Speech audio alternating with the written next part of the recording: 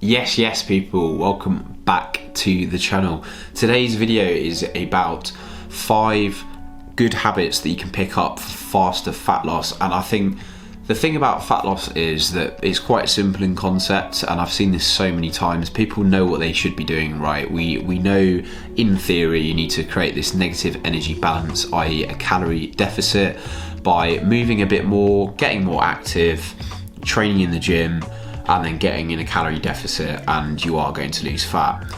It's quite simple in theory, but I've seen so many people struggle with executing it on a consistent basis and adhering to a diet that they actually enjoy.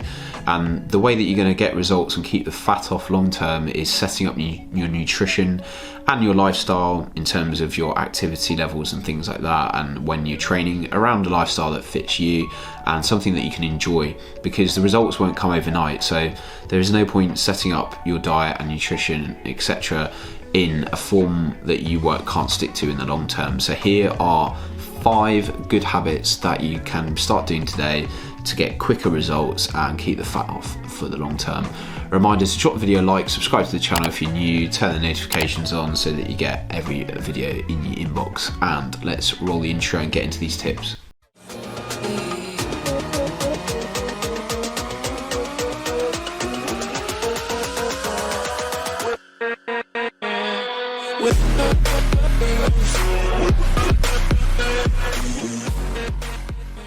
So the first good habit that you can start making part of your daily routine is getting more protein into your diet. Now this is so important because protein is going to help improve your body composition, so it's going to help build lean muscle mass and improve the ratio of muscle to fat when you combine having a high protein diet with training hard in the gym and a calorie deficit.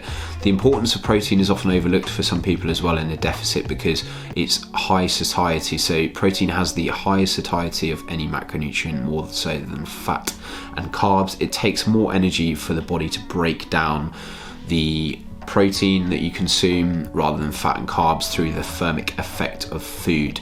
Now this means that you're going to be feeling fuller for longer if you up the protein intake in your diet. If a simple switch that you can make is switching out carbs for protein, because they both have 4 calories per gram. If you start doing this, you're going to start feeling more full and less prone to snacking between meals. So that's one quick easy tip in terms of upping your protein intake and why it is vital to get success in the long run. Tip number 2 is padding out your meals and having a higher volume of food.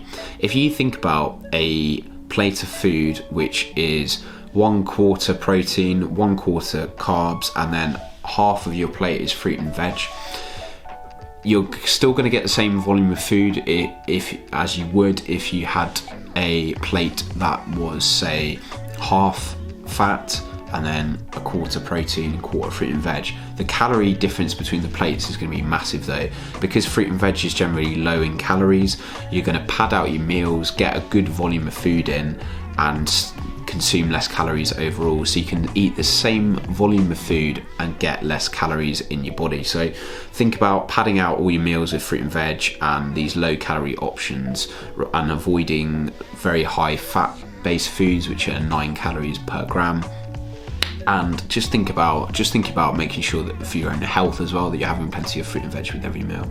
Tip number 3, drink more water. Now, a lot of people can confuse being hungry with being dehydrated. So sometimes when you think that you need food or you go to reach for a snack between meals, you could actually do with just having a drink. Now, you can leverage things like 0 calorie soft drinks, teas, coffees, etc. where necessary, all going to add to your water target for the day overall.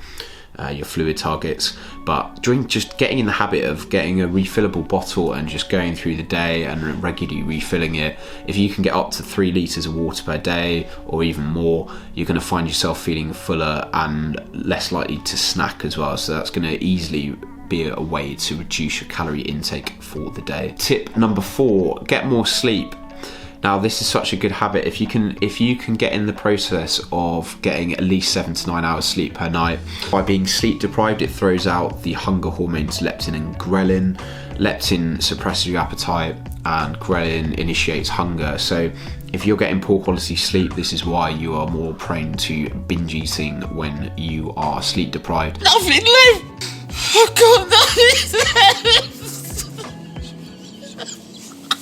because the hunger hormones are thrown out of whack. So the more sleep you get, the easier it is going to be to adhere to a calorie deficit. And if you're currently not getting 7 hours of sleep per night, it may be the reason why you're struggling to stick to your diet. So focus on getting good quality sleep. It's going to aid so many areas of your life in terms of your mental functioning, building muscle, losing fat, and just sticking to your diet. So getting more sleep is such an easy hack, and people overlook it massively in favour of a quick fix and some magic supplement. Really, there's the only superpower you need is just getting more sleep each night. Fifth and final key tip, which is going to speed up the process of fat loss for you massively, is NEAT. So increasing your NEAT. What do I mean by NEAT? NEAT stands for non-exercise activity thermogenesis, which is a bit of a mouthful to say. It is a quick and easy way to say the movement outside of your planned exercise session. So outside of your planned cardio and your gym, how much are you moving about in terms of going for your walks to get your steps in? If you think about going from being sedentary or getting 4,000 or 5,000 steps a day, if you can get that up to 7, 8, 9, 10,000 steps per day, that could be an extra 200-300 calories burned per day, something like that. If you extrapolate that over 3 months, 6 months, a year, etc., think how many extra calories you're going to burn without even noticing it if you can just factor in being more active during the day without even trying. So things like parking a bit further away from work to have to walk into work, or travelling halfway by public transport and walking the other side, taking regular breaks from your desk to go fill up your water, that I've just links to the point I've just mentioned about increasing your water intake. These passive steps will really add up during the day. Taking a lunch break, going for a quick walk at lunch, splitting out your steps across 3 periods of the day. So if you can go for a 20-30 minute walk before work, 20-30 minute walk at lunch, and the same again after work or on the way to the gym, you're easily going to hit 9,000-10,000 steps per day.